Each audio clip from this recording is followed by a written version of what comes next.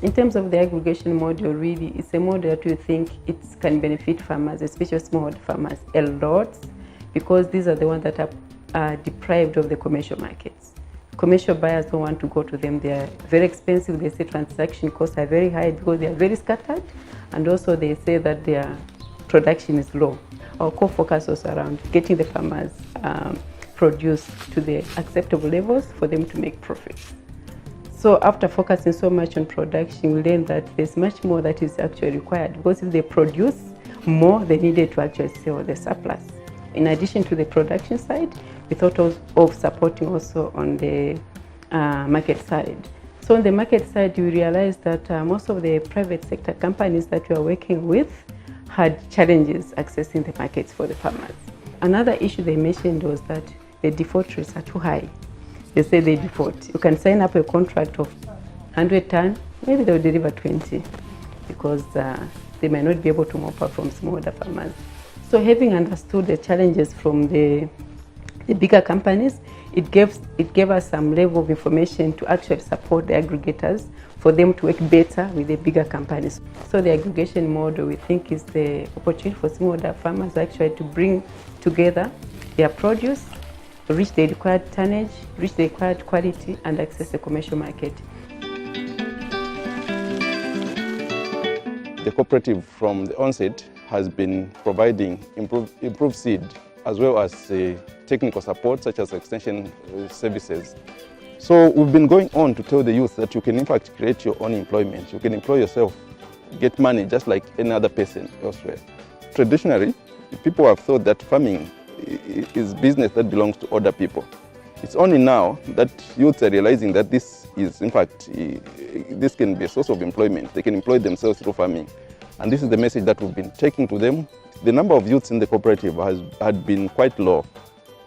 So we've been struggling to find a way of bringing in youths. So when we realized that Yapasa had this youth-driven program, or youth-focused program, we felt that it would be an opportunity for us to help the cooperative get more youths on board. And of course, in the end, have our youths empowered. For Swamis, initially we started as a seed company, which incorporated probably our production area was rural areas and incorporating women and youths. So that was our starting point. We understood you can only succeed if whatever activity you're doing is impacting on the community at large. So our production backbone are the farmers themselves, small-scale farmers.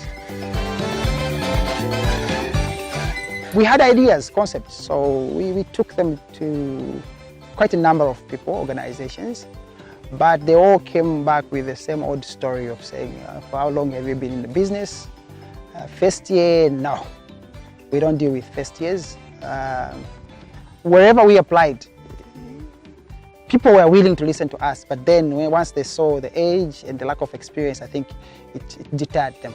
But then Yapasa, gave us an opportunity to present our case.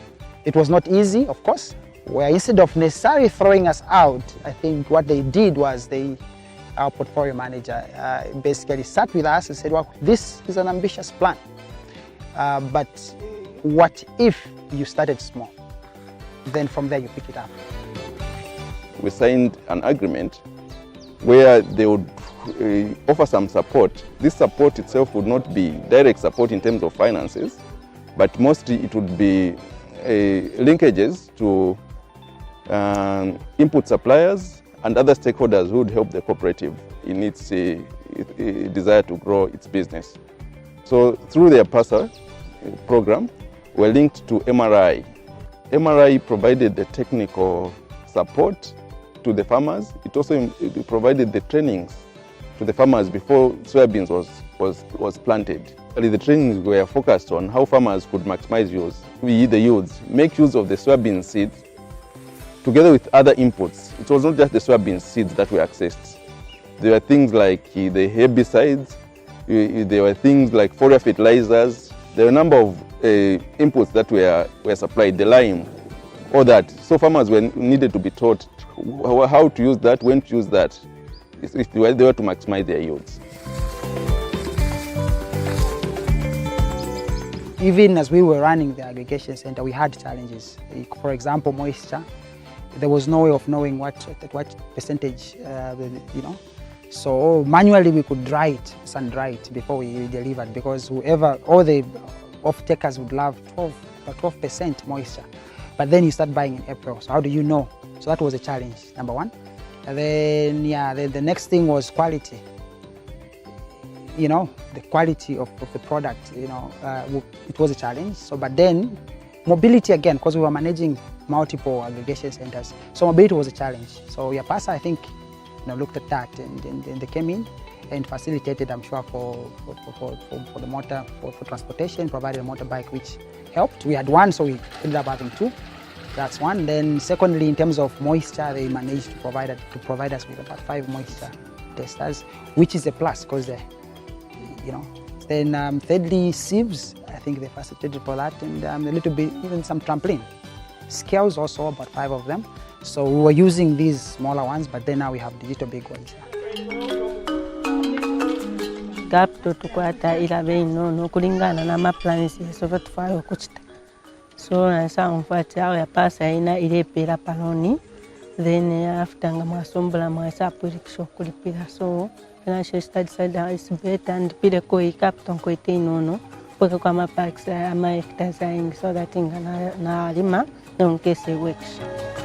Bari trainisha matrains yalifya bwino nalisambire fya kutaprai umuti muri soya beans then na marainzi na yena bari trainisha fya kuyapanga after ila program ya profya matrains na sakono na sana kumkafira fina na rikonkafe fira fina fya sambisha barawina bade tusambisha tenzoenda ngati mfield ukangena nikubauza kuchosa mawitsi vimauso then nakasenzede kama nkwala kubachita motivate ma farmers kaingati supitirako sometime wanga nkale monga baibalako so upitamo kutandiza kuti seed jame batipasa isaonongeke. Soybeans and aliri mafya bwino sana n'abantu abengi baresa nomukura tambe bara nokura pshe wari hapo kuskuru na mtaba shani pa soybeans no man alikuwa kufika training for a short period of time. Aisa kusombra 98 bags ya soybeans na 54 bags ya mataba, then almost 15 bags ya mbalala. So naisa futa nafisha tachari hizo kusanga market yako bati yaba kugudu market iri kugudu yapasana kona abambya ma buyers nomba kushia through the cooperative bari ko taxes yako bati bala nana bambya abantu abako bati 13 na ben imna bari abarita ko offer price iri ko bwino twasanga kuti kuno mo kutwakwete problem sana ya marketing twarefu makuno 28 kilometers kwangusha mataba kumpongo. So iringiri na ma farmers tabare kwata kandala maka kwa bati barunduka ko mukulima. So uru twambire ukushita matabana ba organic lero cha tuletera ko ukwanguka kainesansa because tureshisha ifintu muri muma groups then akamutengo kaliko bwino okuchira kuri abo baleisa mukushitisha then mufunye pona transport. Shimo mpya na lish pamphia ko school last year, and then shimo again na shukisha farming so that again nkesenga kwate profit ya kutoa school yani na pezamo ubuno wako titi nchito zambite nzoleka chabati kwa mabanyamata na zibambo ndiye banga sevenza but monga uko kwa mene uko penze pa depot monga nikakame monga kulibeba nja yanga nipasanga chabe baikapo chabe office but nachita benefit uti ukachinja environment wachoka kwa mimi unali waendako kwina ngopuzamo vambiri ngombe na gula na kwanisa chiko chini linacho nyumba ikulu na manga mai banga kuti bazigonamo na bazukulu mwamene umo. Now, if the youths who are energetic are not involved in production, it means that the future is not there. So we see that a number of our members are aging. there's need for us to tap into the more energetic young people. So the cooperative is becoming more viable. We used to limp here and there, but as a result of our engagement with Yapasa, what has happened is this has led to further diversification of what we are doing, which means that more money is coming from different streams. True empowerment is to get into an area where somebody is not empowered. Raise them up to a certain point, then leave them so that they can survive and grow and then impact on other people. I think that's a true definition of empowerment. So we need to bring those guys with no experience, bring them closer, mentor them, help them develop the experience so that they can also grow and empower other people. So in our case, as youths, we've tried as much as possible to incorporate. I think if you look at our staff, most of them are youths, if not all of them.